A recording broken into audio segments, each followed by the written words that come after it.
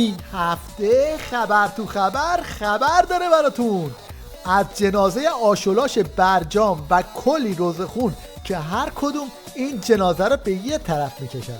مثلا این عضو استبل ولایت اومده تا از برجام دفاع کنه اما فتیل پیچ میشه. من میگم یه شاکله داریم برای برجام، یه شکلی داریم برای برجام. این برجام شما میفرمایید که اگر الان ما از برجام خارج بشیم تمام اون تحریم ها برمیگرده. اگه وارد برجام نمیشدیم چی میشد؟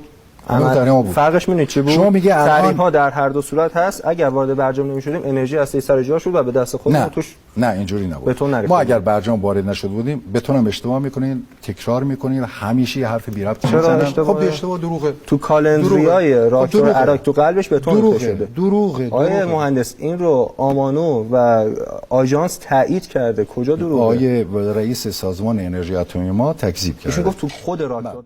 حکایت نظام و برجام حکایت این مرغ است که منتظر جوجه بود اما با این صحنه مواجه میشه.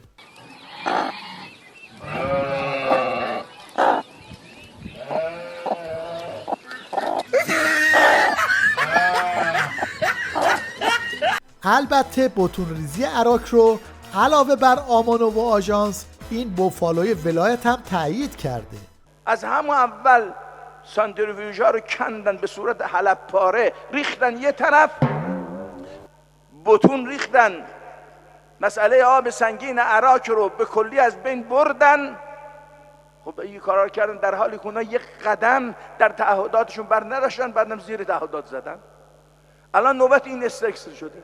عظما میخواست با نرمش ذلیلانه یه جوری نظامشو از بحرانها عبور بده، اما تا همین جای کار نتیجهش این شده. اینجاست که شیخ فری هم دست بالا میکنه و میگه اگه میبینید به وعده هام عمل نکردم علتش اینه که این 98 اون 98 نیست. اون 98 که ما میخواستیم این 98 اون 98 نیست. اون 98 که ما اول انتخابات تو سال اول 96 طراحی کرده بودیم این نیست. این هم تصویری از وضعیت شیخ فری از اون 98 تا این 98.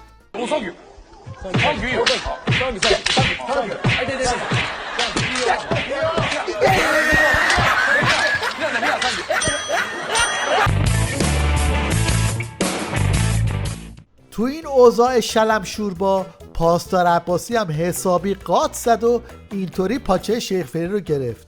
اگر 4 تا مثل من که تریبون داریم 4 تا دادسر وزیر اطلاعات میزدی، مثلا ببینید وقاحت وزیر نفت میگه اگه قوه قضاییه مدیر 2 تابعیتی میشناسه بگه من میذارم کنار. ببخشید تو بغل دستت یه کسی میشینه با نام وزیر اطلاعات، به وزیر اطلاعات بگو همونجوری که دادستان کشور گفت که آقا جان وزیر اطلاعات بعد مدیر 2 تابعیتی رو مشخص کنه. بارها گفتیم اگر اسلام بره زیر سوال، ولایت پاسخگو بخواد بشه، ما شما رو پاسخگو میکنیم، تعارف نداریم. این حرفا باعث شد که کار پاسدار عباسی به زندان بکشه و بسیجی ها هم اینجوری ننه من قریبم بازی در آوردن.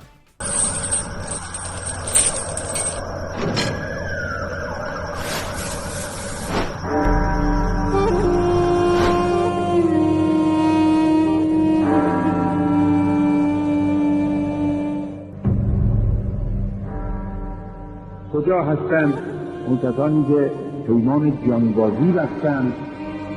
عین عمار. البته این کشمکش ها به همین جا ختم نمیشه و ریزش های زنجیره‌ای رو در پی داره.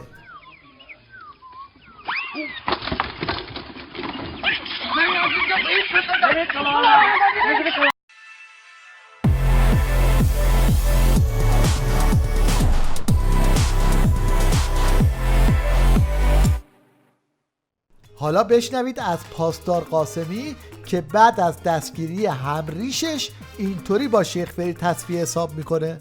جناب روحانی تو هنوز کپون داری پیش اینها برای اینکه با بولدزر شخم زدی این مسیر رو، اومدی و برجام زادگان و همه رو آسفالت کردی، اومدی جلو اینها. آمریکایی‌ها حاضر نشدن به تو همین مقطع علمداری تو بهت حال بدن. برای جانکری نوشابه خانواده باز کردی، برای فابیوس، برای فلان، برای همه رو برداشتی آوردی فرش قرمز انداختی اینا، هنوز اصلا نذاشتن شهد اون گلابیه رو بچینی که خودت میگفتی کسی که گلابی ندید، یکی از دروغ‌های تو. اینها رو دادگاهی نیست تو رو به زمین بکشیده. تو هنوز راجع به اینا پیش ما گیری، پیش امت گیری، اصلا عباسی محاکمه میکنی. بله اینطور که پیداست صدای آژیر بسیجی‌ها بلند شده و درگیری‌های بیشتری هم در پیشه.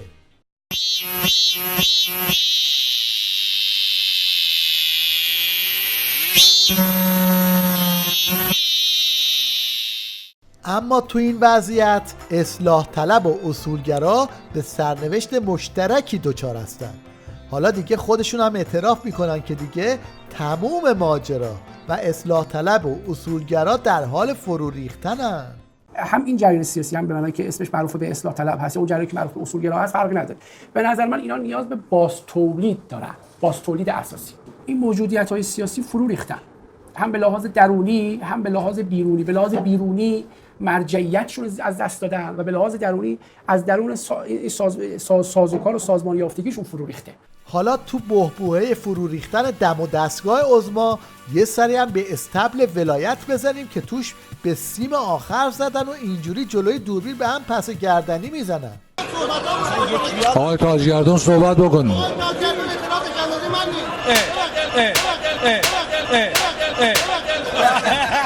آقای تاجگردون صحبت کنید. دوستان هر چقدر که وضعیت آخوندا وخیم‌تر میشه، هارت و پورت‌ها و خالی بنده هاشون هم بیشتر میشه. تو شرایطی که عظما داره از زور تحریما خفه میشه، این حجت الاسلام چغندر میخواد با این قمپوزا نظام رو سرپا جلوه بده. دنیا هم بداند صنعت دفاعی ما، موشک‌های دوربرد و نقطه زن ما و سایر تجهیزات دفاعی ما ناموس این ملت است. این ناموس مورد مذاکره و معامله قرار نمیگیرد. این یکی هم میخواد آتیشبازی‌های عظما در منطقه رو قدرت نمایی جلوه بده و بادکنک پنچر ولایت رو اینطوری باد کنه. اینکه پهباد امریکایی رو موشک ایران زد، فکر نکنید موشکی پهبادی رو زد. این نقطه عطفی است، تمدن دیگر را تحت شعاع قرار داد. این تولد تمدن مقتدرانه نظام اسلامی و نشانه افول تمدن آلوده به ظلم غربی و استکباری است. قدرت نمایی های پوشالی آخوندا به همینجا ختم نمیشه. کارشون به درست کردن این کلیپ های مسخره هم کشیده.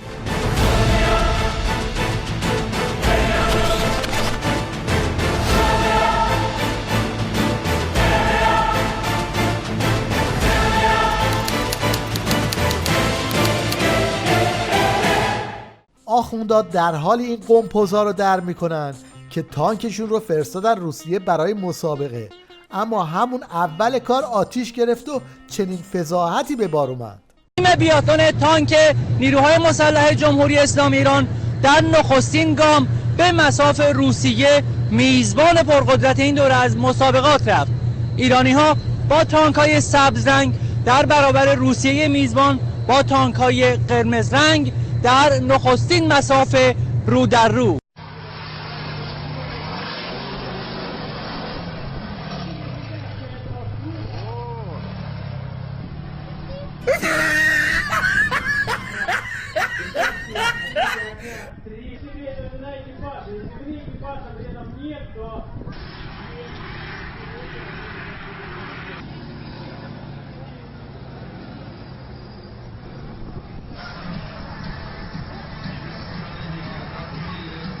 اما از همه این داد و قال ها که بگذریم، میرسیم به اصل قضیه که چیزی جز وضعیت درب و داغون نظام ولایت نیست، تا جایی که خودشون اعتراف میکنن که نظام ولایت فقط به یه فوت بنده.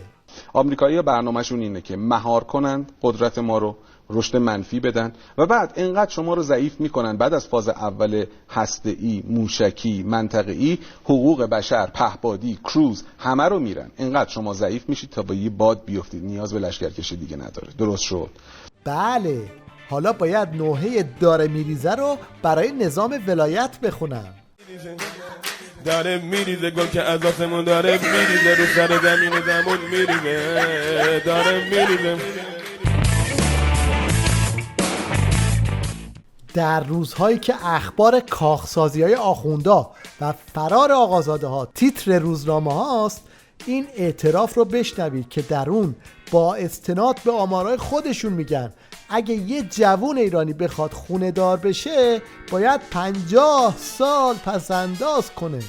این یه آماری هست که میگه خب یک فرد بعد چند سال میتونه به خونه دسترسی داشته باشه. یعنی شما اگر به هر حال طول دوره در واقع صاحب ملکی که 1/3 درآمد رو میگن که پس انداز بکنیم، این میرسه به بیش از 50 سال الان.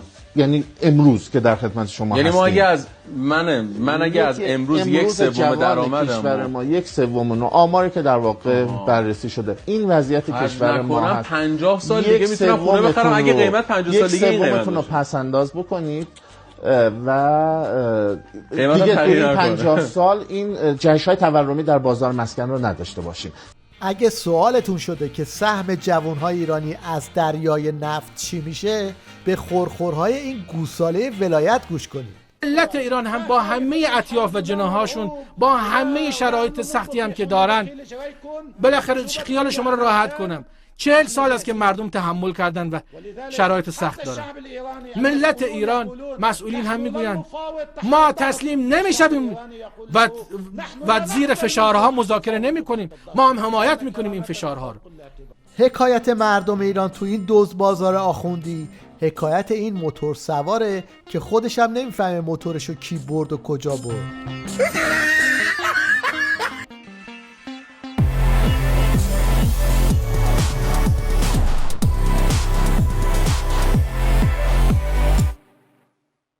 مشنگستان این هفته رو با جنگولک بازی های این جوجه طلبه ها به پایان میبریم که این دم آخری به فکر عروسک بازی افتادن و میخوان اینجوری چهره عزما رو بزک کنن.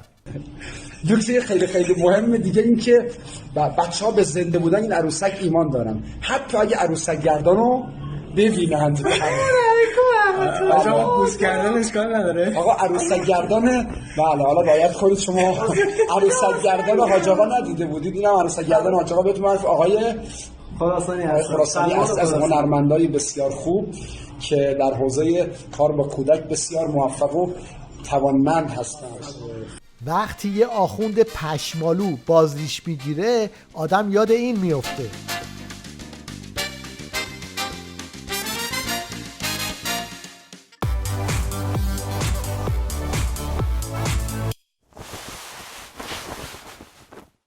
در انتها توجه شما رو به قسمتی از یک کلاس آموزشی جلب می‌کنیم که در اون لهجه آمریکایی با استفاده از متد لهجه کرمانی آموزش داده میشه. اما یادگیری زبان انگلیسی به کمک کرمونی خودمون. تو کرمونی و زبان لهجه آمریکایی ما یه سری کوتاه شده ها داریم. ببینید تو کرمانی مثلا میگیم غلام حسین در را ببن، غوس ددوا، یعنی غ سه دو تا دال میشه غوس ددوا. تو انگلیسی آمریکا هم دقیقاً همین اتفاق میفته. این سوال نگاه کنین. What are you going to do? What you gonna do? What are you میشه what you going to میشه gonna. What you gonna do? What you gonna دد اقبل یارا یا دد اقبل برم. انگلیسی هم نمیگه let me go میگه let me go برم. ددوا let me go got to know gotta know do now. این مخففات دقیقاً مثل همون کرمانی هست. خب